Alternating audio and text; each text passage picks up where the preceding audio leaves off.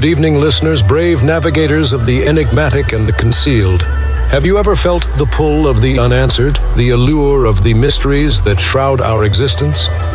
For more than a decade, a unique comic publisher has dared to dive into these mysteries, unafraid of the secrets they might uncover. This audacious entity is Paranoid American. Welcome to the mystifying universe of the Paranoid American podcast. Launched in the year 2012, Paranoid American has been on a mission to decipher the encrypted secrets of our world. From the unnerving enigma of MK Ultra mind control to the clandestine assemblies of secret societies. From the awe-inspiring frontiers of forbidden technology to the arcane patterns of occult symbols in our very own pop culture. They have committed to unveiling the concealed realities that lie just beneath the surface. Join us as we navigate these intricate landscapes, decoding the hidden scripts of our society and challenging the accepted perceptions of reality. Folks, I've got a big problem on my hands. There's a company called Paranoid American making all these funny memes and comics. Now, I'm a fair guy. I believe in free speech as long as it doesn't cross the line. And if these AI-generated memes dare to make fun of me, they're crossing the line. This is your expedition into the realm of the extraordinary, the secret, the shrouded. Come with us as we sift through the world's grand mysteries, question the standardized narratives, and brave the cryptic labyrinth of the concealed truth. So strap yourselves in, broaden your horizons, and steel yourselves for a voyage into the enigmatic heart of the Paranoid American podcast, where each story, every image, every revelation brings us one step closer to the elusive truth.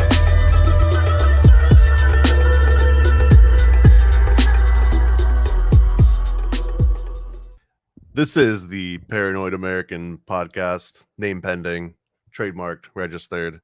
And tonight I've got a interesting guest. His name is Eddie, aka SynCronus. And don't worry, we're not going to stay in this mode forever. I love the way that looks. So Eddie, I know you from Think Tank. So on Tuesdays we do a show with Andre Zertis. At 8 p.m. Eastern every Tuesday, pretty much as we can. And through there, I've first knew you as SynCronus on Twitter. You've got a fire Twitter feed that's always talking about symbolism in the media and everything. So we're gonna go deep on some of that. But also, man, you're a fellow animator, artist. You're currently are you on strike personally, or are you just like standing in solidarity? How does that work? Yeah, well, we pretty much as a union member, I belong to under the umbrella of IATSE, as you know, IATSE, International Alliance, IA they also call it. I'm in the local 800, which is the Art Directors Guild, which covers people like me, a storyboard illustrator, or formerly we're called senior illustrators. People who made it to the rosters, because only senior illustrators can work at movies and TV shows, live action. In animation, I was a member of the animation union, which is 839, which is originally was called MTSC, which is motion MPSC, motion picture. You sound like military factions, the way that you list off like the acronyms and the numbers. It's like oh yeah, absolutely. The way everything is named is just like yeah, exactly. It's all like secretly coded through the military. Well, I'm from a military family too, so it's kind of funny that you say it. But so yeah, I think the two are so intertwined too. But between military and Hollywood, what else could be closer? Oh yeah. It's it took a while for me to realize what kind of industry I'm in, and how much deeply funded Hollywood is. With military and how many soldiers are at the ready to be in the films to attack the giant Godzilla. So yeah, so just make it brief. I'm a career artist. Storyboard, was my focus. I studied character animation at prestigious CalArts, which is California Institute of Arts, founded by Walt Disney. But I mean, it was already established as a Chouinard Institute in Emerson, but then Walt Disney bought the land and basically put the two art schools together and integrated institution with 5-6 different programs, including music school, Royal Disney music school. That's what it's called. So I was in program character animation. That was the elite animation school that trained. And this is 2D. We're talking about traditional, like flipping the pages type of animation. Yeah. I entered. I was enrolled in 1992. Unfortunately, I didn't get accepted the first semester, because it was a sour grape story. But because I thought my portfolio was proficient, but this at the time, this guy named Glenn Vilpool, he's like the live drawing teacher for all the Disney animators. They all know him. The Disney Mafia all treated him like the Godfather, because he taught all these Disney animators how to draw anatomically correct, figures and flowing animation, So Glenn Vilpool was the acting director at the time. He was only a teacher teaching live drawing until Bob Winquist was. I never met Bob Winquist, but he was there before I got in. I think he designed the Tide logo. He's a millionaire. He basically the Tide logo, he designed logos, corporate logos, and Interesting. they make a lot of money from that. Royalties. Dude, I worked on a quick tangent when I was at Disney. We worked with some really weird logo designers, like huge names, and we had this one guy, and apparently this was the way that he did it, but he just submitted the completed logo, didn't accept any payment or anything, and was like, here's this logo. It's got my name attached to it. I'm this big name. If you use it, then it costs $200,000. If you don't, whatever. Like, I'm not going to make any changes. I'm not going to make any compromises. Like, take it or leave it. So there are some logo designers who just get to a certain level where they can almost just like decide what the logo is before they even find the client. Yeah. It's just, they're pretty ballsy bunch. They know they know that it's a. I don't know. I never got into that market. What I was trying to tell you earlier was that I didn't get accepted to character animation, so I decided to sneak in through another program, which was graphic design. So I was in graphic design, and I was dealing with a whole bunch of people who were doing logos and corporate graphics, magazine covers, and so that's a whole nother world. But did you like that, or was that no? You hated it? If anything that I enjoyed out of it was photography. I learned how to develop my film. In the dark room. So that was a good lesson. Really set you up for the future. Yeah. In case digital film doesn't work anymore. Are we talking about like desktop publishing style graphic design, right? Like yeah, physical, cutting stuff out and pasting it, or because it was when I got in, it was 1992. This was, well, of course, they have Mac stations already, but those Macs were reserved for I think you have to be the third year student to do.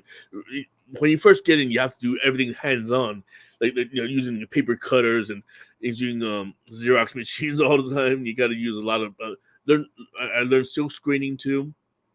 So there's a whole bunch of these old school printing skills that I had to learn, and I already studied some printmaking back in high school. So there's a lot of things that I had to get my hands on, but I never got around to doing computer, Illustrator, Adobe Illustrator. No, I never got it. That's like for second or third year students, for advanced students. So I got to where I had to, I play with the book cutters, the book binders, and put the glue on and all that, basic stuff. Yeah, I worked in a print shop too, before I even got into comic publishing. So I know all about, like, I know all the the industry lingo and how all the machines work. And it's it's like a nerd world for sure. And it's almost like audiophiles, like there's people that are very particular about their paper textures and weights and the type of inks and toners and color matching. It's like its own little world of hipsters and perfectionists. Oh yeah. and I feel sorry for those bunch too, because the minute everything become desktop computer printing, publishing, a lot of those guys were gone. The market's completely changed, and or they were forced to change. It's not like they just disappear overnight, but it's like the ones that don't want to start using Photoshop. Like if it takes you, I've seen this, personally. But if it takes you a little bit longer and you have to send your stuff in by mail, and then like it gets lost, there's just so many different things. Versus, hey boss, it's in Dropbox, check it right now, or it's on your phone, check it right now. It's a very Yeah. hard thing to compete with in the world right now. Oh yeah. It's well, we talked about it on the other show is we talk about AI, and it's always a history of technological evolution, and people either adapt or die. That is the truth. As much as I hate to say it, but with this AI chapter, it's like, well, maybe it's time. I don't know. I don't know what kind of skill set I have to learn after this. Well, you opened up the AI worm, can of worms a little early, but I Oh yeah, actually okay. We're I gonna get read back to that. well, I read. I'm curious because I read something recently that it was a very spicy take. I don't necessarily agree with it, but it definitely had a bunch of opinions flying, more so than usual. This was on. There's something called the Artist Hate subreddit, and then there's AI Wars subreddit, and then there's Defending AI. So these three like cover a spectrum. So Artist Hate is weirdly named because it's actually like pro artist. Like Artist Hate is anti AI to the fullest extreme. They want to ban it. They want to dismantle it. They want to basically like seed the AI learning algorithms full of poison by giving it like weird, sort of like inputs so that it like purposefully screws up its training. And then you've got AI Wars, and this is supposed to be the battleground where the extremes come to debate each other. And then you've got Defending AI, which is like the pro AI crowd, which is just as extreme as the Artist Hate crowd, which it's an interesting dynamic. But Yeah. inside the AI Wars, there was a spicy take, and it was that AI artwork a year ago or 2 years ago, when it was just like these ugly amorphous blobs. Like you could type in cat and it's like, okay, it kind of looks like a cat in Times Square. That's interesting. But no one was like raising flags like, we have to stop this. This is horrible. This is, Satan coming into the world. What happened was then all of a sudden it was like, oh wow, like that's really like there wasn't a gradual process from it not looking very good to then like, oh wow, it's starting to look better. It was just doesn't look good. Oh my god, that looks, passable to people. And that making it look passable, now it starts to hurt the economic aspect. And now people are like, oh, I might lose my job to this thing. So the argument was like, is there maybe a over like emphasis from artists about like the AI is stealing and the AI is doing all these horrible things? And is it really just more about it's going to take my job and it's going to remove money from me? Or is there like a deeper actual belief that AI is stealing from humans and it's going to like do something bad to humanity? Well, that's a multifaceted conversation right there. 5 words or less. 5 words or less. We're gonna die. Okay, I love it. That made it under the cut. but no, it's joking aside, it's like being my profession right now, trying to feed 2 mouths and whole family. It's I've seen things come and go. I told you the story about my animation teacher, which I might tell again. Yeah, tell it again because I think it makes sense. Yeah. Just one of my earliest rare flag event. Well, because I was taught by this guy at CalArts. My first animation teacher after I got out of the graphics program, and I got accepted by because I improved on my life drawings. That's how I got accepted. So good life drawings. So they don't care about your cartoon designs. And when I got in, that's when my first teacher was Larry White, and he had a hell of a resume. He worked on the Smurfs. He worked on what do you call it? What's that studio called? Oh man, I just trying to remember it. But he worked a little bit on He-Man too. So back in the 80s, 70s, he worked a lot of TV animation. Then, of course, he got trained in the feature animation now as well, and then got to rose to prominence when he became the supervising animator of the. Well, as far as I remember, his first claim to fame was the Wolfpack in Beauty and the Beast, where the wolf where Wolfpack was trying to kill Belle, and those wolves were animated by him and his team.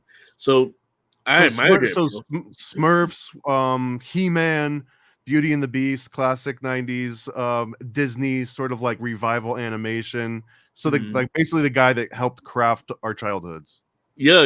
And he also graduated from CalArts. So he's a like generational, one of those generational artists passed down to So his generation. I'm curious, for someone that also went to school for animation and art and stuff, it almost felt to me that there was a bunch of different type of people that end up going to these types of schools, right? But Yeah.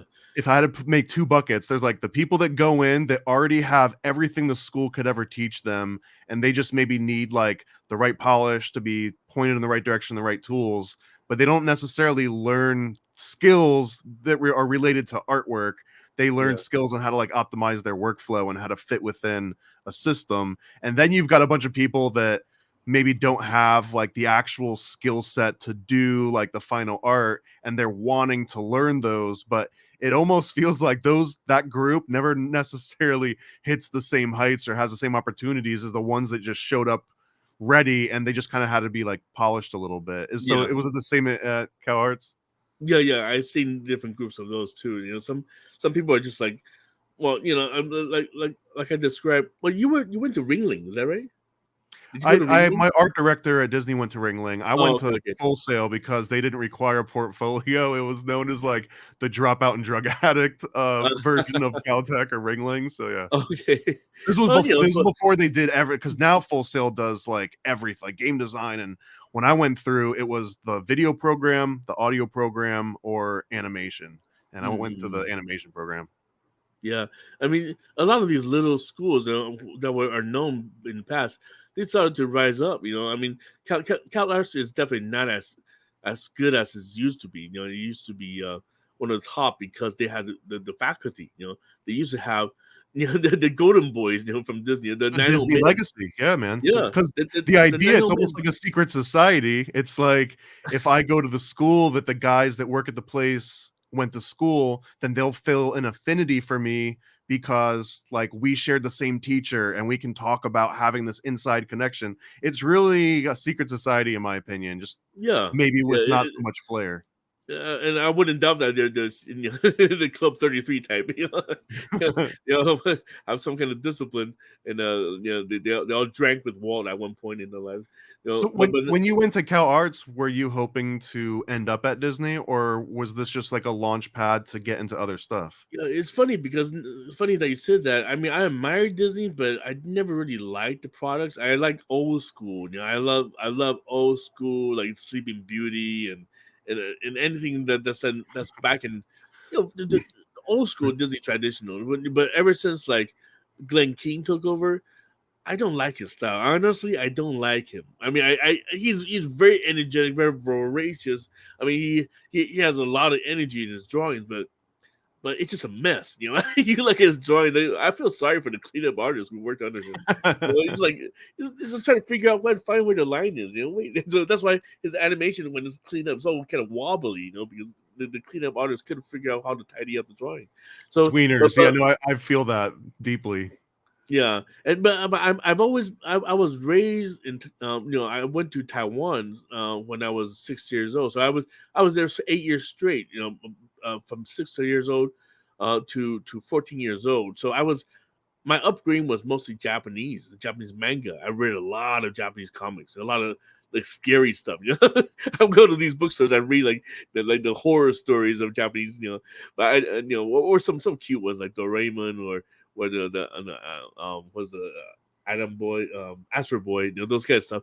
But that was my upbringing. But I was into like manga. I was into action.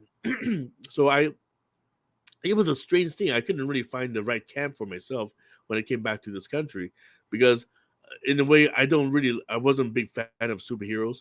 I like to draw realistically, that's why I decided ultimately I'm going to get into live action, which is what I'm doing now. But I can never quite find what was my niche, and so even when I did my story, my student film at CalArts, it was kind of the realistic, anatomically science fiction. That's what I like. I love live action science fiction stuff. But Disney, Yeah, the old school Disney, I really love. I love like I have my heroes. I love Mark Davis, which I saw before he died. He came to my school. Mark Davis designed the Sleeping Beauty. He designed Maleficent. He's really good at drawing women. So for many years, I was known for drawing all the female characters in all the shows I worked on. Like the Men in Black, they always throw L at me. Here, Eddie, here's an L sequence. You do it. Make it walk sexy. Dude, honestly, that's an interesting topic that I don't know if a lot of non-artists that have worked at scale and with a lot of other artists are even aware of this as much, but there's some artists that are just amazing at drawing the female figure and maybe not great at a face. And then there's some artists that are like absolutely knockout at drawing like the cutest face every time with variety. And then there's someone that maybe like they draw a great face once, but then after you see them draw like 50 different faces, it's always like the same face, just kind of stretched and tweaked a little bit. And there's all these very like niche disciplines. And when you get to the level of what I would call like the Disney keyframers at this point, like the ones that actually draw like the most impactful moments, and then they're like, all right, give it to the squad behind me that's going to work for the next like 3 or 4 weeks, drawing all the annoying parts in between these. They kind of get to take like the prime cuts, right? And then like leave the scraps to everyone else. Exactly. But the guys that can do those full keyframes by themselves are like absolute unicorns usually, that can do male and female figures, and they can do proportion, and they can do anatomically correct motion and consistent faces that have variety. And then on top of like having to understand true anatomy, and I feel like most really great realistic artists, like they have an understanding of how the skeletal and the muscular system works, and how skin stretches, and where your nipple ends up if you're like moving your arms in a certain way, like all these little things. And it almost gets into that uncanny valley territory where once it looks so good, now all of a sudden your brain's picking out all the parts that don't look good. Whereas that like less realistic Disney-esque, like cartoony, stretchy, overemphasized stuff, it's almost like a cheat code. It's like a shortcut. Get away with it. Yeah, you can get away with it more because now your brain's not focusing on like tiny little minutia. It's just like, okay, it's all a little bit cartoony. I'm gonna, let things pass more easily. That's like your subconscious mind talking. So when you get into the realism that you do, I've got a huge respect for it, because it takes, I don't know, a lot more discretion and knowledge, and like understanding how light works from a physical level and not just observing it, naturally. Yeah. I actually, because after all these years working professionally, that I started to look back and admire Glenn Vilppu, the guy who rejected me the first year. But that's what it is, this life drawing. Actually, I have to go back and say life drawing was really what saved me, or improved me. If anything, that's worth the 4 years of tuition. It took a huge amount of student loan on it, and it's life drawing. But even though by live drawing, you mean like human figures, right? Yeah, human figures, and Glenn was a very good teacher. He would immediately critique. These are some of the points you basically make your eyes train to register why this is not working, why this muscle is incorrect prospectively. He knows all of the muscle names and everything. He basically cover every ground, and then say, hey, the whole drawing is messed up. Take it, start over, because you started with the wrong proportion. The head's too big already. It's messed up. So basically, just try to make us like make sure we get all the ratio proportions, dotted, drafted out, and then work around that, and also give it the right, look at things in the right angle, break into shapes and cones and columns and whatnot. So he really. Yeah, he really opened my mind that way, and I have to thank him for that. It's also very. Maybe we can get into some crazy story with that school.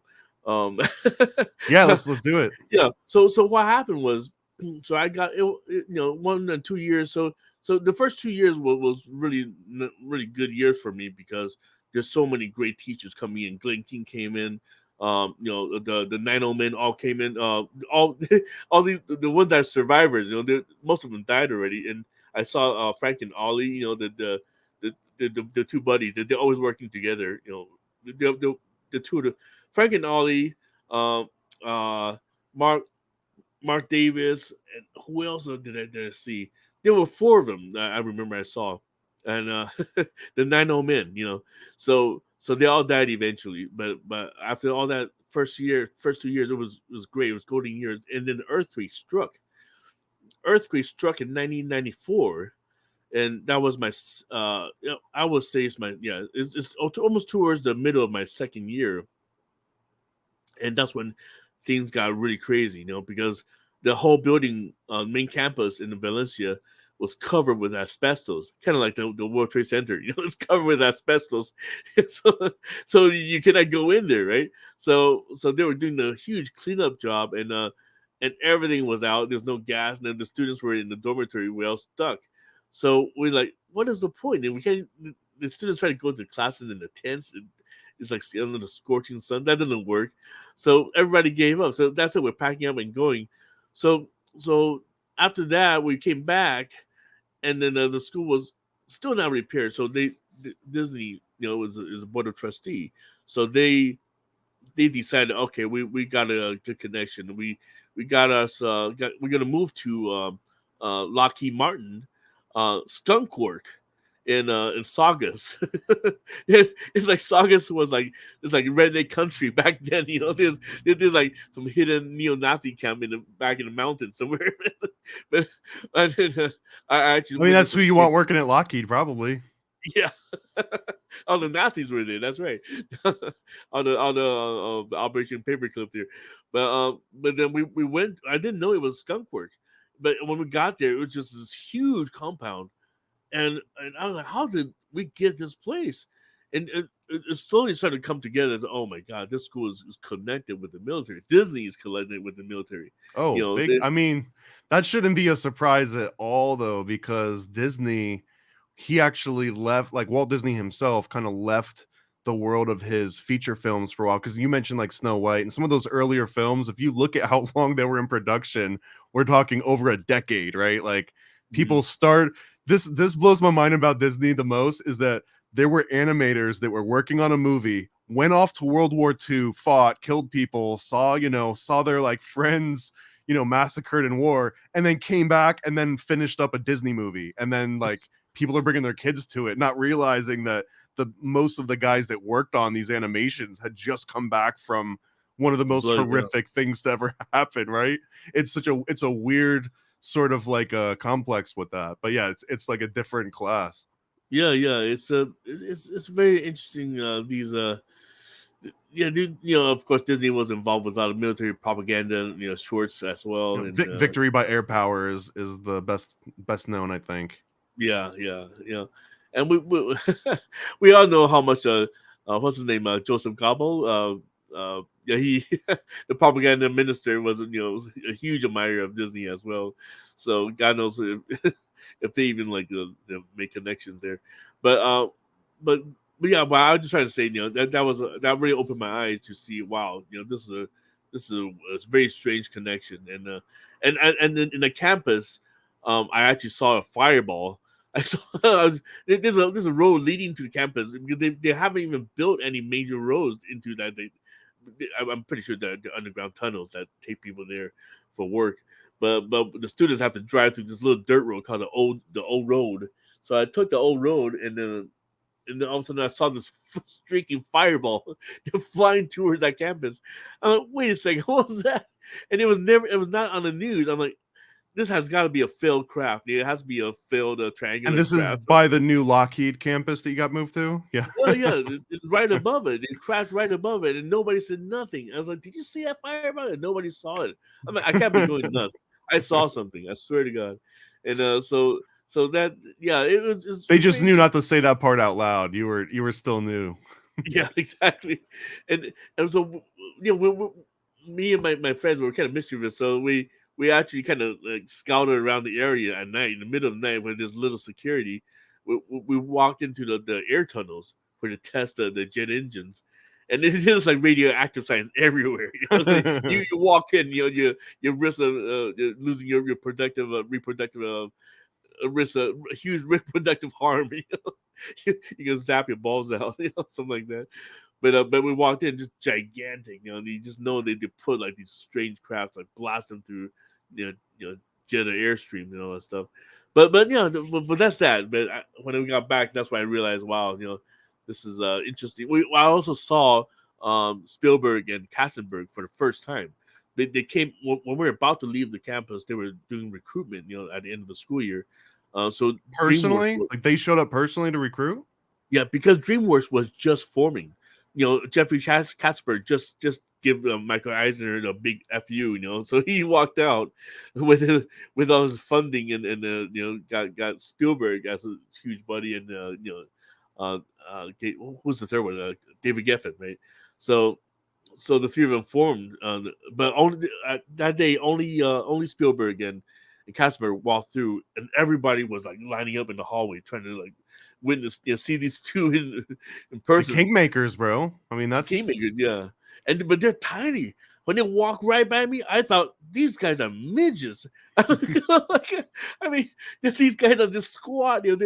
I'm a short guy, so imagine they're like right here. They can't be more than 5 feet tall. I was laughing, but they're goose stepping right through. And then I just remember when we went to the conference room was packed. I mean, I could barely hear anything. I was waiting to almost squeeze outside the door, but it was a really crowded room. And then the Katzenberg just went on the microphone and said, "Hey, you guys all know who I am?" Everybody's yeah. Everybody's drooling. Everybody, especially the seniors and juniors, they're all trying to get a job and get out of the campus. So, and they said, "Well, I walked out of Disney. I quit Disney, but like Coca-Cola, I walked out with the secret formula." He's like, "You with the Coca-Cola secret formula, the special recipe." Exactly. I know the recipe of success. Basically, that's what he's saying. Yeah, and just like Coca-Cola, it was cocaine. Exactly. You need a whole bunch of that, line after line. Bunch of animators, you just pump them full of cocaine and PTSD, and just let them go crazy. Let them flip. So sometimes you flip so hard you can get I actually got a paper cut on my eyeball one time because I was nearsighted. I was wearing glasses. I got LASIK now, but back then I had to take out my glasses and flipping the paper when I animate, and I got too close. It sliced my eyeball. I was like, I was winching for like 2 days straight. That's like the war scar. You like see all the OGs, and they've just got like a bunch of paper cuts all over their eyes. Yeah, I'm pretty sure it's pretty common, But so that's just a little chapter of my school years, and well, you started talking about that as the story about, I know how it ends because you've told it to me before, but you got like a warning from one of those teachers that you I'm sorry. I skipped the whole 9 yards. I was in the middle of telling that story. I'm sorry. I get the sidetrack. That was good because that gives a whole bunch of extra context, and like you were in the thick of it, and it was kind of like that to me is being recruited. That was like the 4-star generals coming out and deciding who they're going to put together to be their Suicide Squad. Oh yeah. That was like that was, everybody was so proud, to be there. There's like with the elite school, these people would come here. And is this pretty much everyone is specialized in traditional, like all hand done art at this point, right? Like you're not even really dealing with anyone that's focused on digital. There were. Well, the funny thing is that we were not the only animation program. We were in the character animation program, and downstairs was the experimental animation, which also has some famous graduates. Like for example, it's not like the best example, but Aha, the Take On Me music video, right? The one that this rotoscoped and all that. That was which done by, ironically is one that a lot of people are using AI now to like reinterpret because it has a very specific style that's like it caters well to AI because it's not very precise. It's got sort of this abstract look to it. So yeah, it's like AI is already repeating that one. Yeah, man. Yeah. Wow, that'll be a good prompt to use for sure. So yeah, that guy who did all the Aha videos, he graduated from the experimental. Experimental is like this weird dungeon, like in the sub level. So those guys. What was I talking about them? Oh, I can't even remember why I was mentioning them. I'm sorry. Well, I was asking if anyone else had worked digital because I know that this first story ends with like the teacher that came and gave you a warning. Yeah, well, no, they had a Silicon Graphics. Actually, they had our besides that story that I told you in the show. Our campus, they did have two machines. I think it was shared by four students, and but they're Silicon Graphics, so those are very expensive back then. So that room was like the teacher named Dale. He was overseeing all the technical aspect of of both the experimental and character. So he also takes charge of the cameras. I learned how to use uh, the motion cameras basically. I learned to program them, and also because I was a teacher's assistant the last 2 years there, so I wasted a And lot of when you time say on. program the motion cameras, this is basically when you like know where everyone's going to be standing in a certain scene, and you basically tell it like go here and then go there and then go here, and then you tell it like how you want it to move and tween around and all Yeah, that, right? yeah, because then you do the background in a long sheet, not just yeah, the characters would be animated in the regular size the punch hole paper, and then but there would be these the animation bars with the movement, and also the camera it's multi level too, so it can do zoom ins, it can lift the whole platform, it can do pans, so and that's a video camera. There's also a film camera which I didn't know how to operate. I forgot. Is it Oxberry? I forgot the name of the camera, but yeah, that's more for film to shoot in film. So the experimental people use that one because they go to they submit their student film to film festivals a lot, producing 8 millimeter, 60 millimeter films. But I so there's also Amiga Lab as well, which I was also they started to use Amiga Lab to do sound and also to use pencil tests, because the pencil test used to be the time lapse machine. The time lapse of Sony, you can shoot single frames, and play back in full motion, but sometimes it's not very reliable. It breaks down a lot, so a lot of students started to use the Amiga to shoot their frames, Hmm. frame by frame. But then the lab I was telling you about, that was Silicon Graphics, that's when we're training people to do 3D. But it's very small class, very selective. Not everybody can get in. I don't know what the qualifications were, because I don't know where those students went. Those students, they spend like 3-4 years in a master's program. There's a real secret society. Like they're the ones that like knew the secret handshake for real. Yeah, yeah, but I'm pretty sure they got nowhere, because very soon those machines became dinosaurs. Yeah. So yeah, so that was that. So it was not alarming enough, because they already have, we've been seeing computer animation since Tron. So it never was a big threat until when Disney and toy the success of Toy Story was the biggest threat, because Disney's been distributing Pixar for years, right? And not until it was time Disney decided to take over Pixar.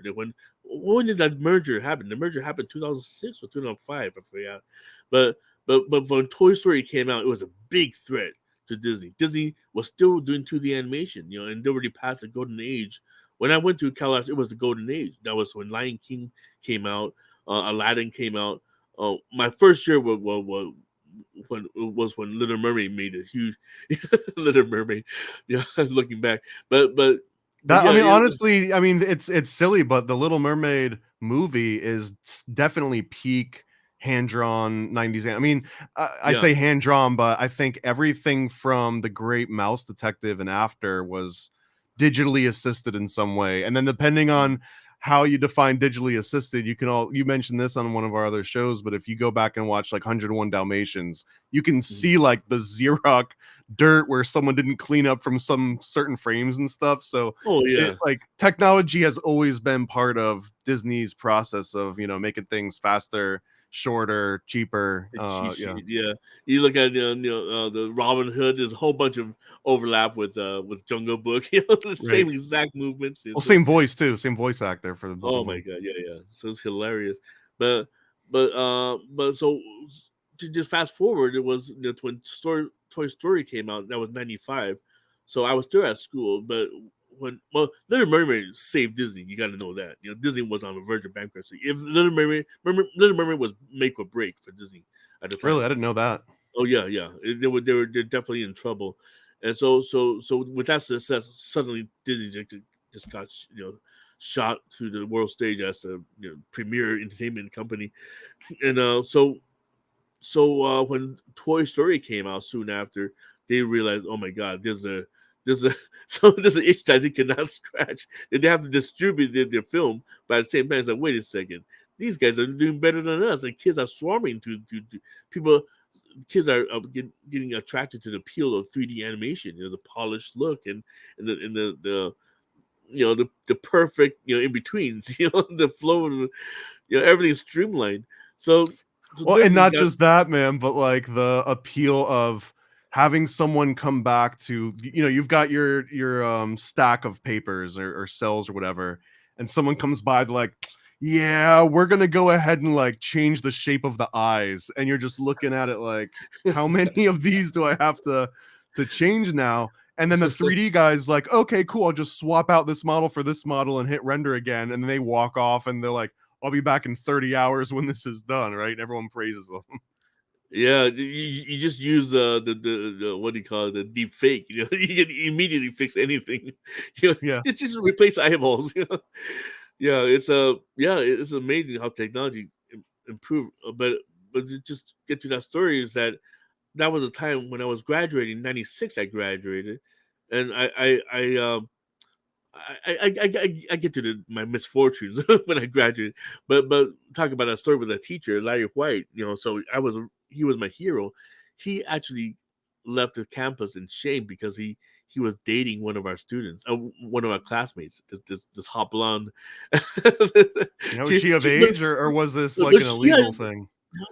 She is of age. She's like in her 30s. So what was the problem? There's a lot of horny, jealous students there. We okay. We only have a handful of females in the program. I get this it. is like the nerd of all nerds.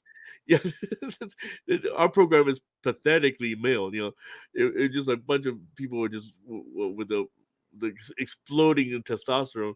I remember that same dynamic. There'd be like one girl to every 30 guys, and that's maybe being generous.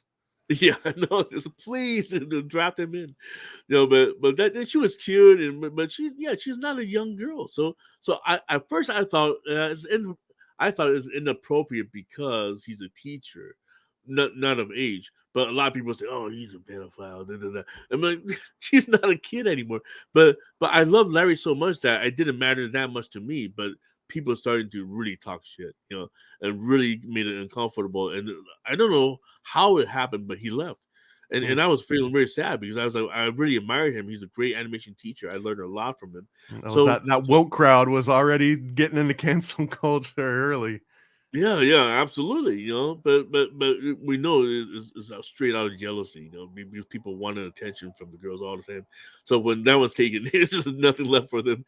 So one day after graduate, I went to work for SquareSoft at the time, and so I couldn't get into any feature animation, which I talk about. When I was on the street of Los Angeles somewhere, and I bumped into Larry. So I was like, Larry, hey, how you doing, man? I don't know what happened to you. I thought you were. I was about to you. I thought you were dead. But I knew he was working at Disney at some point. But no, nothing heard from him anymore. Eddie, we're all gonna die. Yeah. Are we going to survive this industry? So, but I just saw him, and he was a little pasty at the time, and just like a nervous wreck, and I'd never seen him like that. I'm like, Larry, you okay? Everything right with our classmate? They broke up before I even graduated, so I knew it didn't work out for them. But I saw him, what's wrong with you? Why you? He said, Eddie, I'm being serious right now. No jokes aside, okay, man. You gotta learn computer animation. You gotta get yourself a Silicon Graphics and learn the 3D animation. Just a cool like $20,000 in the 90s. That's cool. Yeah, just like look right into my wallet. Yeah, and you'll be lucky to get a car. Nothing costs like a car, and so and the software is also very expensive too. It wasn't Mayan. I forgot what was it called before that. Oh my god. Okay, I blanked out on the Well, name of the this is song. back when like 3D Studio Max and Lightwave were also in their infancy, right? 3D Studio Max was for PC, right? And Right. That was the one that I pirated off AOL server rooms or whatever in the 90s. yeah. But I but know. yeah, like if you didn't have an actual computer that was capable of doing it, I mean, have fun waiting for like 3 hours for a very low polygon image to render out. Not even ray tracing. Yeah, Nothing close, exactly. yeah. Yeah, so that's why he was telling me just to get ready to take some classes. And I'm like, why? I mean, I'm doing storyboard. I'm just fine. I'm pushing pencils. And he said, "Well, Disney just dropped the axe on 20,000 people. 20,000, especially from Florida. I mean, I forgot how many people got laid off in Burbank, but in Florida, all the in between and cleanup Yeah. department. Ironically, Huge in crew. Disney World in Florida, right across from the Little Mermaid ride was the like animation sort of like area. And I remember distinctly as it went from, hey, look, you can see real Disney animators at work. It was almost like an attraction to it becoming like a museum exhibit of like, and here's, one of the things that an animator, used to use in this thing. It happened so quick over that period of time. I know, yeah. Because I remember my classmates, they're so annoyed because they have to have a a lot of them have long hair, they have to trim it, they have to wear like tie or whatever, just for these these visitors to walk above them. It's all Well, like glass, right? It's That like that one's interesting to me because I had a beard when I was working at Disney on the back lot, and because I was in the animation building that also had a big window that people could walk by or see, I fell into that category. And super long story short, but I pushed back really hard. I might have even almost lost my job over how much I didn't want to shave. And mm, eventually it was described to me on like why this was the way it was, and it's because if you take your kids there in 1980 and then your kids take their kids there in 2000, and then again like every 20-30 years or every generation, they want it so if you're looking through all those photos, all the people in the background just kind of like blend in and they don't stand out. So no facial hair that doesn't look exactly the same as it did in the 70s, 80s, 90s, 2000s. Same with every other little part. And we were also talking about how close Disney and the military are related. I mean, me having come almost directly from the military and then right into Disney, I almost felt like that, like they were playing by the same rule book, because the military also tells you like to the eighth of an inch, how long your sideburns can be and how long like this and that can be. And Disney had like a very similar sort of notebook that was like, you have to measure it and it can't go this far below your earlobe, and it just felt like a very military sort of regimen. oh man. Which branch of military were you in? I was in the chair force, Oh, the chair. the Air Force, but yeah, we call Oh, it the chair force because you could just work inside in like an office for a oh lot of yeah. the jobs. Unless you're like Top Gun, right? Right. But even then you're sitting in a chair most of the time, right? Yeah. Oh my god. Yeah, I didn't think about that. It's like, oh yeah, you actually fuse to the seat all the time. Be one with the machine. Yeah, but yeah, that's cool though. Yeah, I mean, my dad wasn't well, he enlisted in U.S. Navy during Vietnam War, and then he went on to U.S. Army, and so yeah, it's another story if you want me to tell that, but it's another conspiracy with who he was working with in Presidio, but yeah, it's so what I was trying to say was oh yeah, so just wrapping up the story was that Larry was telling me you got to learn to do silicon graphics, otherwise you're on the way out as a dinosaur. And then it didn't take me long to figure out that he was working on the dinosaur project. The super expensive Disney dinosaur project. It Are you cost Disney literally over $200 million. are you And talking about the TV show Dinosaur? no, the movie, the feature film Dinosaur, which surprisingly few You're people knew drawing a about. blank, man. I'm drawing Yeah, a yeah. blank, to be honest. Yeah, I'm pretty sure it is on Disney Plus. If you have Disney Plus, you can watch it. But that movie was their answer to Toy Story, and it barely answered. It almost bankrupted the damn company because they basically bought like hundreds and thousands of like equipment, silicon graphics, every Larry was, since he was a master animator, he was, he was given a pink slip, but they were telling him, oh, you got an option. You get to take a pay cut and learn to use Silicon Graphics engines, or Wow. take the high road. So that truly was like, we're no longer doing hand drawn animation. Like that's the old school. That Everyone's was fired. that was almost the nail in the coffin, because they were still producing. They still wrote out a few more after that. Like Mulan was sort of a success. Then Tarzan, and then I think Treasure Planet was when things got really bad, because Treasure Planet was not cheap. We were just watching it with my kids last night. I was like, this thing is not that cheap. It looks like a rather expensive to the piece from Disney. So I don't know which one was the last 2D. Well, of course we know the Princess and the Frog was pretty much it. They that kind of took over the Splash Mountain, right? But again, even those ones, like, they might have been more traditional than others, but at that point, they also had like a completely computerized assisted workflow. It was just how much of the animation is actually being done by a person at some point versus like a 3D model or some software that's doing most of the heavy lifting. Yeah. I'm pretty sure they're doing like. I'm not too sure. I cannot say. Maybe they gone vector.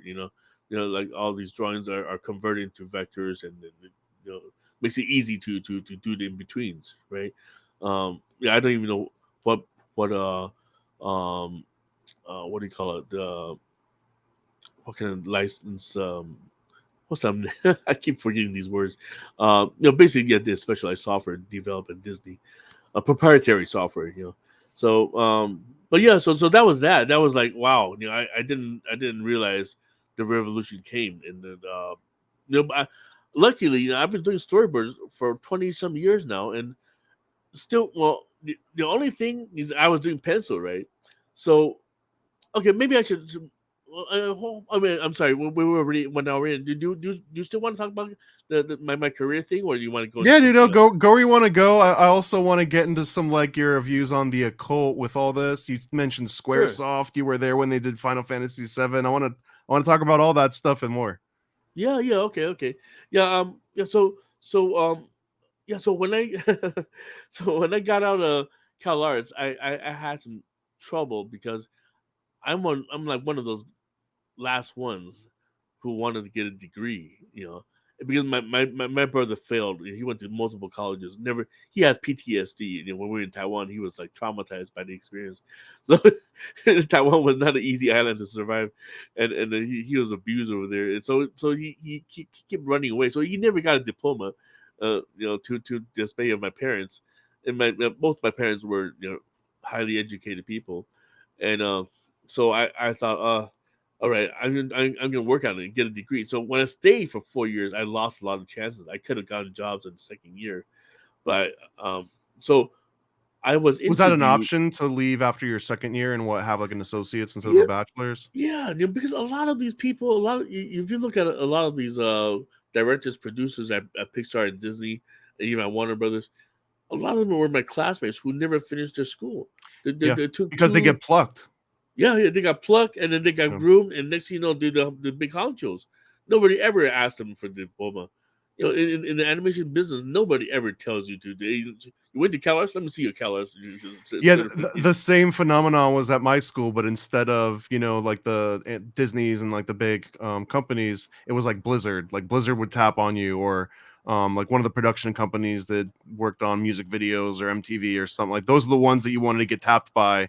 And yeah, they would pluck people like sometimes even before they even got their associates, because they didn't want anyone else to get a hold of them. It's almost like how sports agents or like NBA scouts will like try to like get kids when they're still in like 8th or 9th grade, because they want to get the first dibs before they get huge and they start having like college prospects. And that same stuff happens in the entertainment industry: acting, animation, illustration, everything.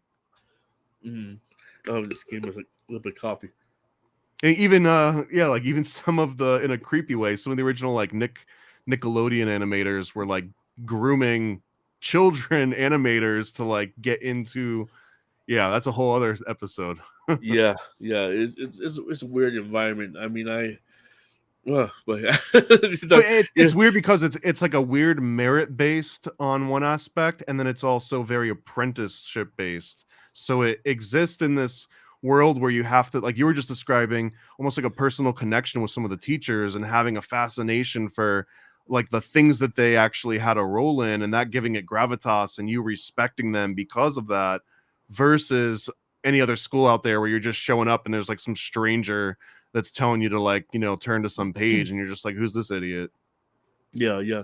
The whole apprenticeship, yeah, exactly. They're kind of like the mentorship, and you're trying to there's some weird there are some weird characters that trying to recruit, and it has some weird touch.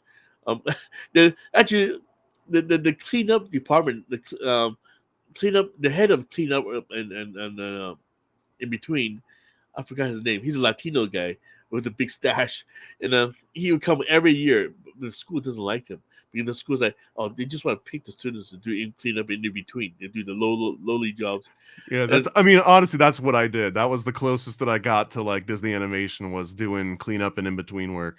Yeah, but I mean, but it looks fun because what he would do, he would bring a tape. He secretly go bring a tape. Like, don't tell your teachers, and he put it into the pencil test machine. And of course he could come in like late at night, so he basically sneak into our campus because he knows that the teachers would sort of like want to monitor what he's doing. He would show us like X-rated Disney porn, like basically like what they do. All these lowly animators, they started drawing like little Little Mermaid doing this and that, or so. Well, dude, that's so. This comes up all the time when we ever like start talking about occult Disney, and it's like, man, are they really working in like all these sexual things? Like, what is it for? And part of it is what we were talking about before, where it's like you're going to school and it's 30 males to 1 female, and then like she'll get a girlfriend, like she'll get a boyfriend within like the first month, and then that was just all dudes for the longest time. And then also how some guys specialize in being able to draw the female figure. Well, guess where that's from? It's being fascinated with the female figure, and they tend to also draw like very sexy like pinups, and like that's a niche. So if you've got that guy that's literally working like 20-hour days for months, maybe even years, with a bunch of other guys in a room, and they're drinking and they're smoking, and they've maybe been to the war and back, so they're not like holding back at all.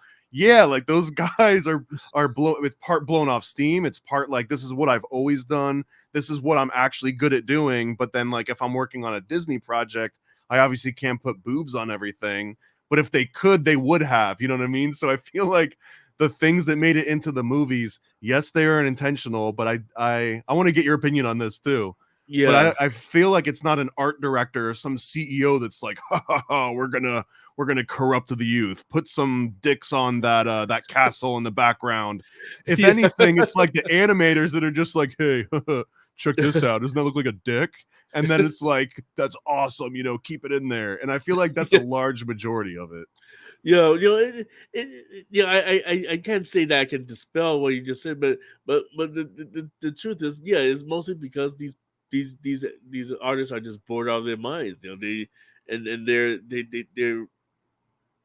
crafted enough skill to know how to do these things, how to make do a striptease of or Jessica Rabbits or something, or even give like there's some famous examples out there. You already seen. There's deleted scene of Jessica Rabbit when she falls out of the taxi cab when they're coming out of Toon World. There's also a deleted scene from Also Roger Rabbit when the baby Herman walks under someone's dress and sticks his finger up and comes out, and it's like his middle finger, and he turns into like a devil face when he does it. There's the Rescuers movie, which is one of the more famous ones, but that one had a clip of a actual lady that was nude in like the background of a window as they were flying. But that was allegedly done by a distributor. I don't know how true that is, because I wasn't even alive when that aired in the movie theaters. But apparently that was a distributor, and then it made it all the way through. And The other one that comes out a lot is the word sex in Lion King. Lion King, Although yeah, that one yeah. gets spelled as it was the special effects department, and it really spells SFX and not SEX. Oh my god! But I can't even also, believe somebody like, actually tried to who explain it knows? that way. You've never heard that explanation of it No, before? yeah, that, but I know that it's clearly SEX to me. I don't know why. I didn't even try to also to try to explain it. Are there any others that and then there's the erection in Little Little Mermaid Mermaid as when well. Yeah, doing the the wedding. priest does the Yeah. thing, and then obviously Uh, the background has like these phallic things. But I think that's like the biggest. There's one other that in Aladdin he says teenagers take off your clothes, but yeah, that yeah. one, like, you really have to like want to hear that and then also be like, okay, maybe I hear it. You know what I mean? It's not very specific. Yeah, but that guy who sneaked into our campus, he was showing things that were never released. It would never Right, made yeah. it to the cutting room. You know, so yeah, so, like they have somebody animated with Gaston, like open the when you say chest full of hair, and he pulls open and just Madonna's bra boing, sticking out. And so I was like, what? Yeah, that's not sexy. If they want to get out of debt, man, I mean, they could have made some real money by putting Oh some of that yeah, out. they can easily like sneak out some of these cells and sell them for $1,000 each. And well, actually, I was in Burbank over here. They had a Disney auction in the mall, in local mall, and and they have a whole section in the back. When they're selling everything, they're selling from Disneyland rides. You know, the Peter Pan, the ship. You know, that's the, I think it was sold for $100,000, Mhm. and then also Dumbo ride. You know, that chair is also sold for 80,000, something like that. It's crazy, but the sales were all like $1,000. So the cheapest would be like 250, but those are really like kind of characters you don't care about, But it's Like amazing some of Gurgi or these. something, yeah. Yeah, but sales will only get more and more expensive because digital takeover. But but what I'm trying to say is so in Disney, you know, when I worked at Disney, okay, so I never really worked at Disney, even though I was groomed in the Disney campus. I never really worked for Disney until 2014. That's when I worked on Elena Avalor. That's a TV show, the first Latina princess. It's all What was CG it show. called? It's called Elena of Avalor. Elena of Avalor? Elena Avalor, yeah. Okay. So I don't know. I mean, it had its popularity, but I think it kind of came and went. And but my producer, it's no secret. There's a lot of gay people in Disney.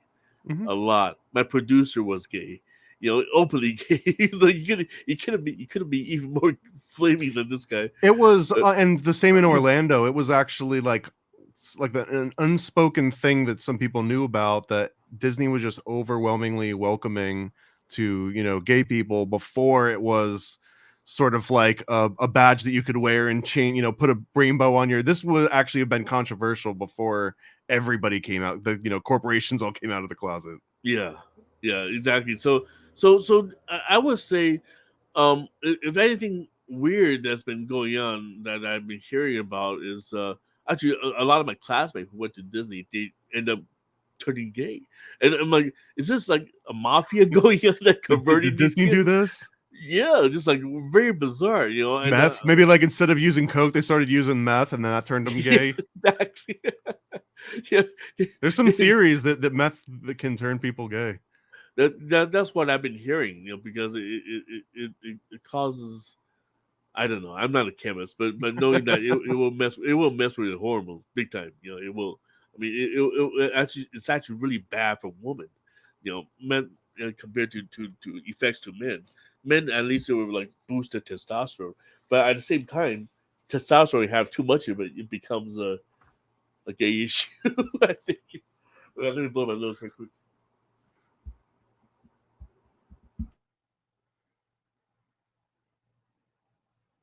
And I want to hear too about your experience at SquareSoft. And I know you worked on at least a couple games there. Did you actually work directly on Final Fantasy VII at any point? Yeah, yeah. I didn't. I helped a few things, because Final Fantasy VII was already ready to go, was already on its way to publishing. When I was at SquareSoft, that's when well they were recruiting at CalArts. That's how I got to know them. They were not my top choice because I'll just make it real quick because I was supposed to work with multiple different people. I was interviewed by Brad Bird, Brad Bird of Incredibles. He directed Incredibles and what else he directed? Tomorrowland, and so So you I still was had your supposed. eye on Disney. Well, for him, he was at Turner Feature Animation at the time.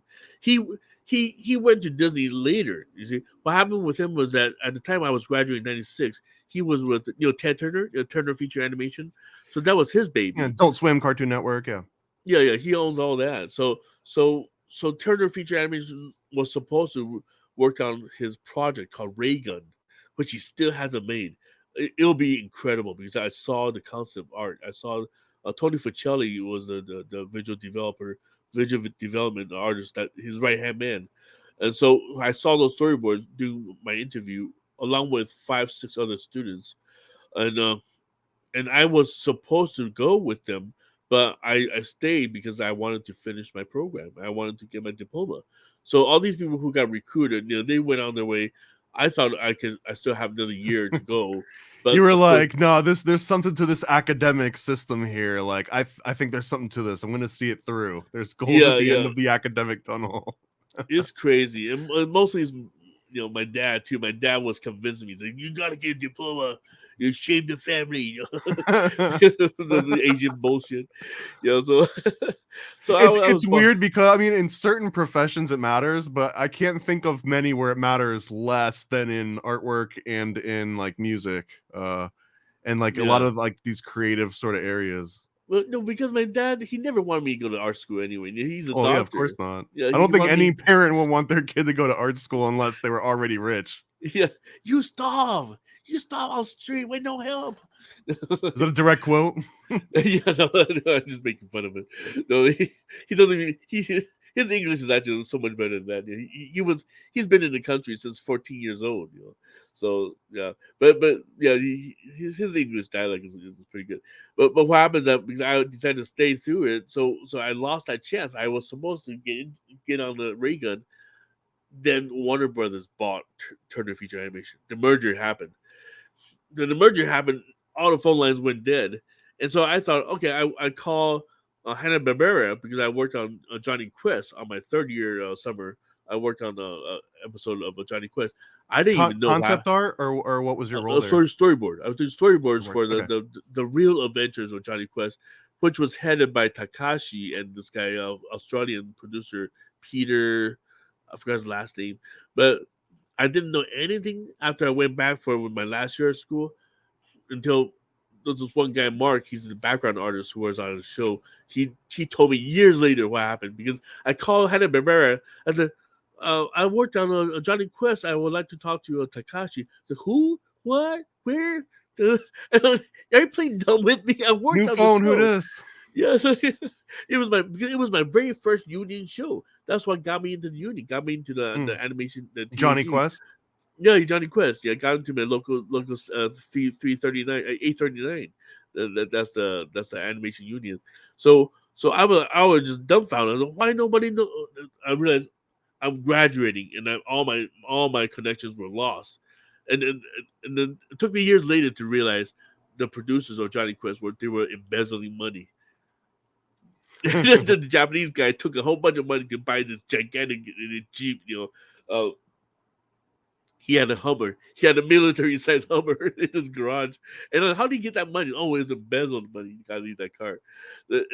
But they basically, Fred Sieber was the CEO of the last CEO of Hanna-Barbera before he shut shop, before he closed down.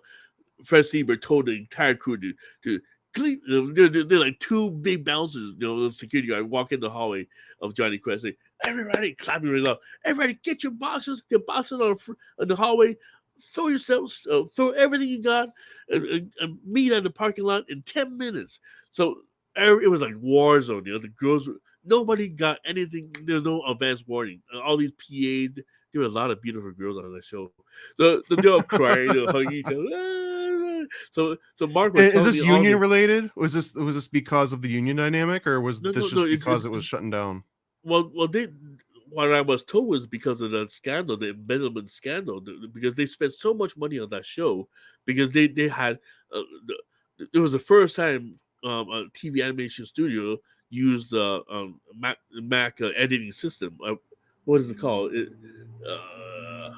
But it was basically they were using Premiere to do the editing, but the machines were very advanced.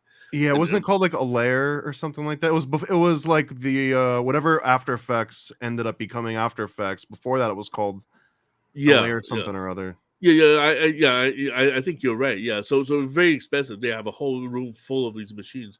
So all of these were, they're basically to overcharge the studio. So all these extra money they made pocketing it. So yeah, so everybody got fired. This entire crew got fired. I was still at school. All of that happened. I have no news of it. And then the entire crew was replaced by another skeleton crew, which are some of my friends now. And then nobody realized I worked on the show. They said, Eddie, you never worked on the show. I did. I was before you. God damn it. Because I'm not on you look at my IMDb, you'll never see Eddie worked on Johnny Quest because of that. Because I was dumb. My episode was completely redone too. So anyways, so all of that misfortune happened. I got interviewed by SquareSoft. That was my lifeline, because the minute you walk out of the campus, you got to pay your student loans. So I was like, Dad, I find something. I got a job and you're lined up. So SquareSoft, I worked for them, but I was still eyeing on Turner, because Turner was not completely dead at the time when I got out. And then that phone line went dead too, Brad Bird, he went on to do Iron Giant. That was his next baby. When Warner Brothers absorbed Turner Feature Animation, they started to do all these feature animations themselves, right? They started go against. Oh, sorry, I got this Someone card. breaking into your car again? No, no. This car, somebody's not fixing the car. You've always got like gunshots and there's like police whizzing by, and what's going on over there? I'm on a busy street. Disney Studio is just down the street. So we have like people racing down this. It's a boulevard. So oh my god. Anyways, try to ignore it. It'll be gone in a minute. So I have nowhere else to go but SquareSoft. So SquareSoft just got there. They opened a new campus in Marina del Rey, next to Venice Beach, and I have no idea about. I don't know anything about SquareSoft at that time. And then when I went to when I signed up, that's when I realized, oh wow, you guys work on Final Fantasy. It's ironic you like immediately went into a company that specialized in 3D graphics right after getting the warning of like, Eddie, learn my. Yeah, it was actually a crash course, a Photoshop crash course. I mean, I already know some basics of Photoshop, but at the time when I was at CalArts, but that was like, because when I got there, it's not just like storyboards by pencil, which I did a lot of it. I worked on this project called Parasite Eve. Parasite Eve is based on a Japanese horror novel, a medical mutation, a mitochondria mutation, and that's what it's based on. So I had to draw a lot of like these crazy mutant arms and several limbs, crawling all over the place with eyeballs, and so I had. Is this what you wanted to do? Because earlier it said that you were saying like you were in Taiwan and you really fell in love with like manga and some horror manga, and like there wasn't really a role for you once you came back over to the States, but it sounds like SquareSoft and Eve was that thing. Is that not still what you wanted? It was too blood curdling, I don't mind drawing like dark characters, how they describe it. I don't mind the horror genre, but when there's too much gore, that game was literally gore. I had to draw so many like bloods and veins and blood spilling everywhere. Human body tissue. Did you have to do any kind of crazy research and like watching like bodies like explode or putrefy in order to Yeah, nail any yeah. of that? There was some research involved. Yeah, we had to watch some crazy stuff. And if you never played the game, there's one scene which was, Japan is very interesting. I mean, that's SquareSoft. I mean, when we get to, you look at Mario Brothers, they have their own occult, thing going on. But with this one, it's very strange. It's like, of course, Final Fantasy has a lot of. Just offhand, I can't really say too much about that project because I did mostly like some character design, helping them to have some side characters that they need to do. Uh, when I'm when it's a little slow with the Parasite Eve, but but but this guy Sakaguchi, he's the president of Square USA. You know, Sakaguchi is a very dark guy.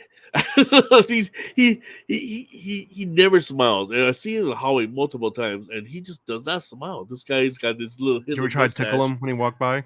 Yeah, I'm gonna try that. He's gonna I got your chop me with his nose. hammer.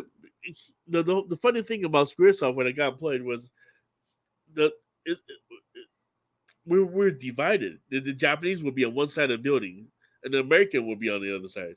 So we never Was really this because of mingled. language or culture or all the Well, above? language, but they're also trying to make sure that us, the American guys who ask for a lot of salary, because a lot of these people were from Digital Domain. They were from the Venice, the effects crew. They were from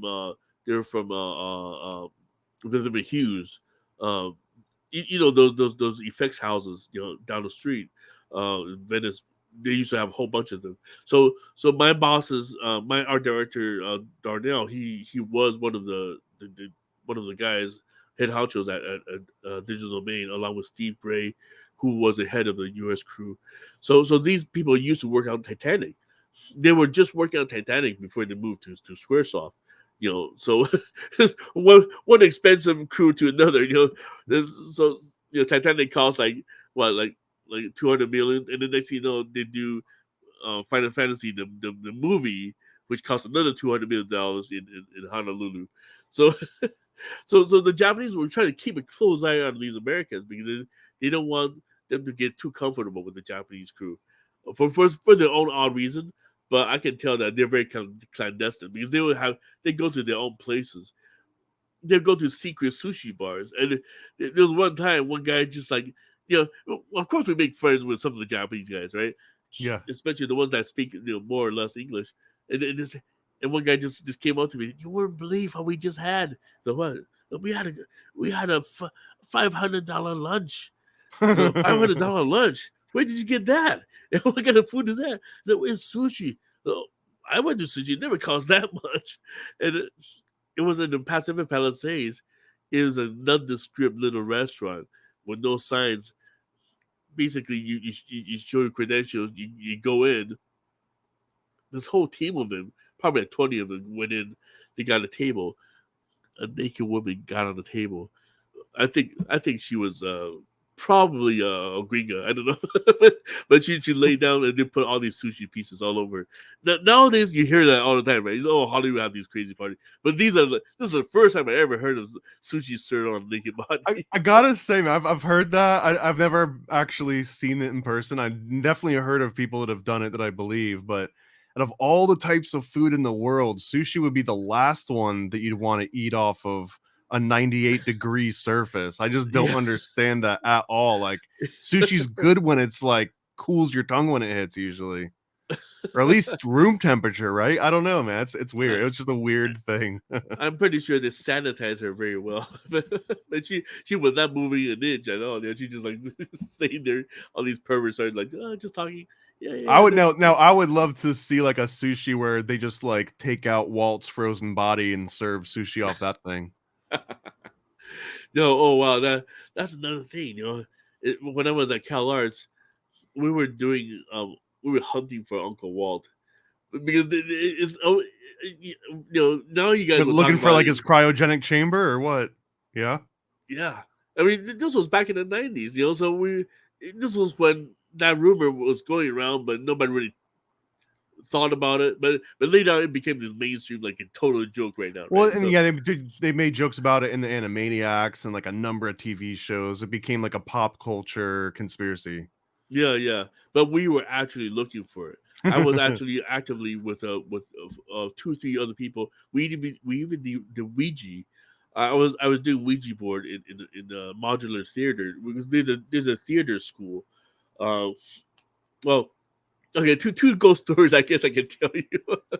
but but we were inside the most haunted place of the entire campus. Sorry, my nose is a little stuffy. Um, was called a modular theater. It's a very revolutionary theater where the platform can go up and down. Everything's hydraulics, so you can Mhm. build a whole set. You know, you can build a whole like a slope, a mountainside, a whatever castle. You know, these things can go up and down. So that's it's kind of modular theater that way. So back in the 70s, when it was a rather new theater, one of the girls, she was a student. She was walking on the catwalk. She's just trying to do some. I think I need to blow my nose, but she was fixing the lights. And when she Okay, was so we're talking like a backstage catwalk, not like a model catwalk. So like the metal truss over some kind of a production area, right? well, yeah. It's not like a walkway on the ground, but it's actually like where they put the light fixtures. They Right. so yeah. So that there's a walkway above that. So that's at least like 30 feet above the ground. That girl, she fell off of that, so she fell straight to the ground. She broke her neck and died. But ever since then, that place has been haunted, and nobody I knew at the time ever witnessed anything. But the story was going around saying that place things would move in the middle of the night, and noises, and so we were doing Ouija session. I was wearing there with this girl and another guy. We were all animators, so we walked in there. We're doing Ouija, and we kind of like tried to not to laugh when we're doing it, because everybody's trying to like push the darn thing, and and suddenly, yeah, but suddenly, for one split second, that thing like did a quick like 45 degree, just like. And we're like, whoa! we just freaked out just by the little turn. When we were arguing with each other, like, stop touching it, stop pushing it. And then also, when we all let our hands off, that thing started spinning for 45 degrees. And we all saw it. We're like, let's get the fuck out of there. So, but it's really weird because all of a sudden I had like years of a problem with this girl. I know that girl freaked out that night, and she's like possessed ever since. She would not talk to me. She would scream at me whenever she sees me. I'm like, what the hell did I do? So this event was impactful for a bunch of people. So it wasn't just like one person walked away thinking it was weird and the other people were like, yeah, whatever, it was nothing. Like, did everyone walk away from that saying like that was something serious? Yeah, it definitely did something to her. To me, I wasn't so much that, but there was some bad luck. I kind of blame what had happened to me after CalArts, like my misfortune with my career, on that. But not quite. But I just knew something was wrong with this theater. That's interesting. I can't believe we're getting into this now, as like we're getting to the end of the interview, because you basically just said that you might have used a Ouija board and summoned like an evil entity at CalArts, and that might have reflected in your trajectory afterwards. I wouldn't quite say. I mean, I've done a lot of weird stuff to myself that I gotta do some. I've been practicing things. I've been doing some reading. Were you dabbling in other types of occult outside of Ouija? Yeah. Basically, there's some things that I shouldn't have done. What's one of those things? What's one of the things you shouldn't have done? Yeah, something with the eggs and the candles. But you try to make a homunculus to do your work for you? I probably had a homunculus following me. But I definitely feel I was cursed. I was cursed for about 10 years. There was just some a chapter of my life that I would rather not discuss on this show. Which I didn't even talk about. We're gonna do that in part 2. I'm telling you already. Oh, okay. We'll probably go into that because I don't mind saying it. I actually did do an interview on another show, which is another story I tell you. But we'll talk about it. But definitely there's some weird stuff that happened to me, and also I don't know if I want to give it all away now, but even when I moved to Marina Del Rey for SquareSoft, somebody fell off my building, and You think it was following you around? It was like a Final Destination CalArts style? I don't know, man, because I was doing some candle rituals at the time, and I just knew something was going on with I don't know how to describe it. The candle burned to the bottom. I was supposed to put it out every night. Well, before the sunrise, I was supposed to put it out, but I didn't. But yeah, You screwed up the anyway. recipe. You Yes. overbaked it. Yeah. Well, Anyway, okay, yeah. Go ahead. Yeah. so this is actually a perfect lead-in, because I mentioned that I've got like a couple little segments and stuff that I'm working on. So Oh yeah. this one I usually do way earlier on, but I wanted to just nerd out with you because you were talking Silicon Graphics and Disney and SquareSoft. So normally I'll start out an interview and just do like a rapid fire of what are your conspiracy theory temperature. I'm going to take your conspiracy temperature almost, but I feel like I already have a decent idea from you from talking on Think Tank so much. But Yeah. I didn't know anything about your ghost stories and any of this, and like the curse that maybe you put on yourself. So I wanna ask you a few questions. They're gonna be rapid fire, and Sure. basically on a scale from 1 to 10. 1 meaning like you think it's BS, it's a psyop, it's silly, it's Easter Bunny, and 10 meaning like, oh yeah, that's obviously true, and I'll die on that hill. So if you don't know either way, it's like a 5. So I just want to know like the first number that pops into your head. But before we get into those questions, I have one even more important question that I was supposed to ask you when we first started, but I keep forgetting. Yeah. Eddie, are you a cop? Because if you're a cop, you have to tell me and we can proceed. Are you ATF, CIA, FBI, CNN, ABC, FDA? This is not an entrapment. I don't work for the CCP either. So okay, so I want to not. get your rating from 1 to 10, right? I'm just gonna first number that comes into your head. Are secret underground cities, full entire cities, real? 10. 10. Is HARP used for mind control and not just weather manipulation? So what is HARP? Is HARP? Oh, I would give it an 8. And so 8, that HARP is used for mind control. Oh, that's where I was holding back on. I think it's mostly for seismic activities and also weather modification and scalar weaponry. But mind control, I don't know how that works in the large. It's a fair answer. No, it's a fair answer because yeah. because you're even going above and beyond and delineating between the HARP theories. Is the Earth flat, Eddie?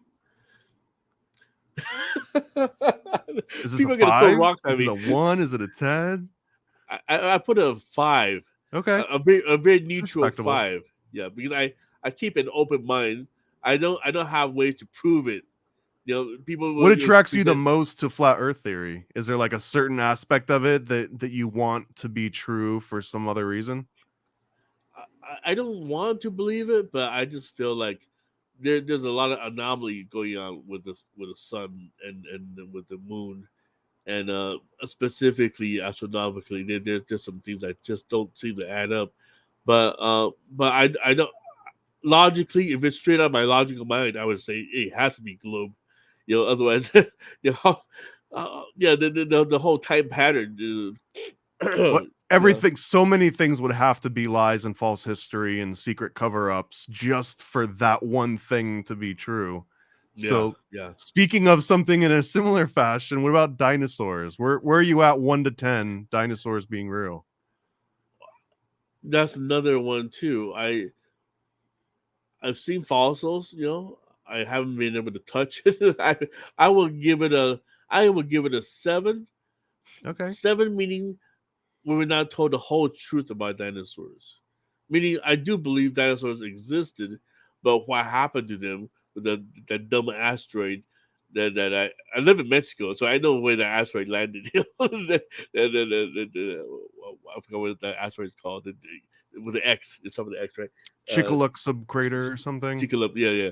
So I think that's where the reptilian story came in. I think I really believe that some of the Well, you're skipping ahead now, so let me just ask you: okay. reptilians 1 to 10. Oh well, wait, did I give a number for the dinosaur already? I'll give You that. said 7, and I Oh, like the 7. Okay, So let's say reptilians, and by reptilians I mean like it doesn't have to be to this specificity, but like Draco star system reptilian aliens, having us mine natural resources for them type of deal. David Icke shape shifting reptilians. Where are you at on that number scale? It's getting higher now, number 8, because all these Really? crazy So people- you have more faith in yeah. reptilians than in dinosaurs? I think I saw one before, and also On that TV or in person? in person, yeah, people with multiple rows of teeth. Really? Yeah, it was in Mexico. It was a little weird, but I don't know. That doesn't really classify them as such. It could be just some weird mutation. Okay, it's But fair enough. I got a yeah. couple more for you. Oh yeah, go ahead. Are there hidden messages in Beatles songs? Like 10. subliminal messages? 10. Absolute 10. Yeah. And then was Walt Disney's body cryogenically frozen? Since you said that you were looking for it, I want to know where you were at that time and where you're at now on the same scale. We were sincerely trying to find it. We really thought it was in the CalArts campus. We didn't dig deep enough. We went to some levels and everything. I will give it a 6, but only that I want to continue the search. Yeah, because I haven't found anything. Yeah, but then, I believe I believe he's dead. I mean, I don't think anybody will want to be cryogenically frozen for this long. You know what I'm saying? Well, also, what would you need Walt for? And like in a serious question, let's say that you find his body and you can defrost him. What do you do with a Walt Disney in 2023? Yeah. For exactly. The Disney family doesn't even have that much power in the company anymore. Who's going to want to save him?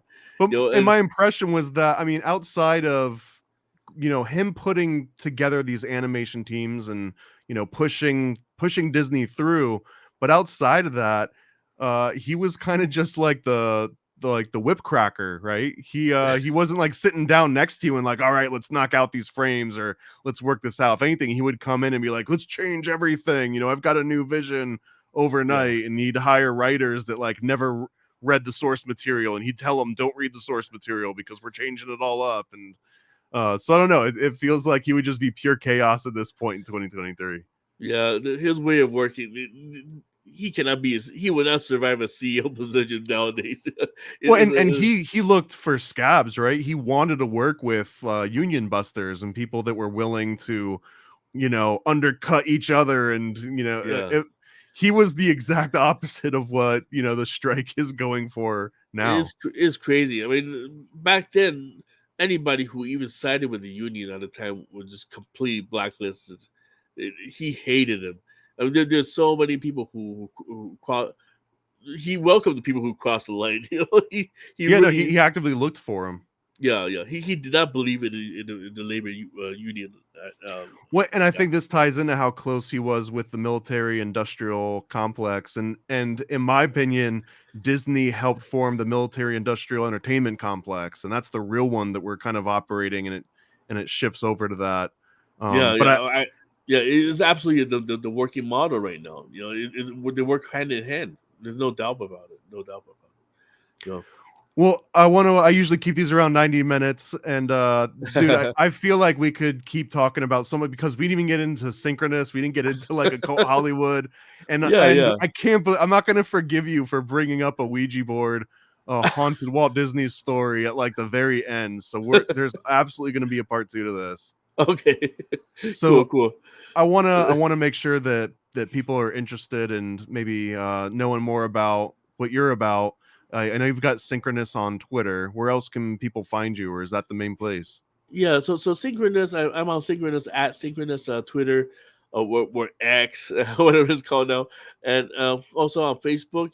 Welcome people to join my group. I'm part of a collective, as is Thomas, and we're welcoming more and more sync heads and people who believe in synchronicities and and also occult subjects. Discussions. We want more people. It's growing almost to 500 people now. So it's growing in the Facebook group. So look up SynCronus, SYNCRO. I can't even. I'll put links in the description and everything too to make sure. My spelling is really bad right now. Yeah, so without the H, SynCronus. Okay, so I do have Instagram, which I can probably share. I guess Did you have any like artwork or anything that you put online, or are you hiding from the AI scrapers? No, well, a little bit of both. Yeah. Well, I tried to get on the art station, but I don't know. It just got too crazy over there for me. Just go to my Instagram. My Instagram, just look up EDDO 2001, NO 2001. That's my call sign. So you can just go to instagram.com/EDDO 2001. You see my latest storyboards. I'm posting a lot of storyboards from I Am Virgo, which is a show I worked on with Amazon Prime. So I'm just rolling out all those boards right now because the show was released. So every time there's a show that's released, I worked out, I post there, and also some of my sketches. So, but I'm hoping someday I'll set up a YouTube channel myself to do live drawing talking sessions. So stay tuned. I don't think we're far away, man. I think we're on the cusp of being able to get there pretty soon. I hope so. Just get some equipment stuff. Yeah. All right. Well, follow Eddie on X, on Facebook, on Instagram, and look out for maybe a Twitch channel or something. We'll figure it out. Whenever you start doing that, I'll promote the hell out of it. So thanks, Eddie, man. You're an awesome guy, highly talented, and I'm glad that we get to mash conspiracy theories every Tuesday, and that's at 8:00 Eastern, YouTube on Andre Zertis' channel. Yeah, so look that up and watch those. 5:00 Pacific time. Yeah. Mm-hmm. And so Zertis channel, ZIRTUS, Zertis. Yep. Yeah. I'll put all the links here in the description. So, just want to remind everybody that if you're not paranoid, then you're probably just not paying attention. And I know Eddie's paranoid as hell because he pays attention to everything. For sure. Keep your eyes open. When I open during the night, yeah. This one, right? Oh wait, this one? Oh, I got you. I got you. Right, introducing the Paranoid American Homunculus Owner's Manual. Dive into the arcane, into the hidden corners of the occult. This isn't just a comic, it's a hidden tome of supernatural power. All original artwork illustrating the groundbreaking research of Juan Ayala, one of the only living homunculologists of our time. Learn how to summon your own homunculus, an enigma wrapped in the fabric of reality itself, their power at your fingertips, their existence, your secret. Explore the mysteries of the Aristotelian, the spiritual, the Paracelsian, the Crowleyan homunculus, ancient knowledge lost to time, now unearthed in this forbidden tale. This comic book holds truths not meant for the light of day, knowledge that was buried, feared, and shunned. Are you ready to uncover the hidden? The Paranoid American Homunculus Owner's Manual, not for the faint of heart. Available now from Paranoid American. Get your copy at tjojp.com or paranoidamerican.com today.